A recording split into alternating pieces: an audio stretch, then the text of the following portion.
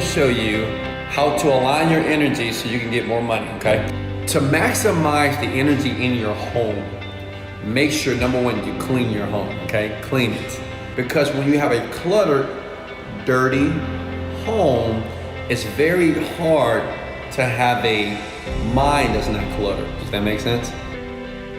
Write this down. When you feel good, you do good. 2, you have to be very clear with the amount of money that you want, and you have to be able to conceive it. Don't say, I want 100,000 tomorrow. It's not gonna work. Because your brain can't conceive that. If you're making under 5,000 a month, your brain can't conceive $100,000 in 24 hours. Conceive something that you can actually see yourself doing or attracting to your life. Hey, this is Wesley, billionaire.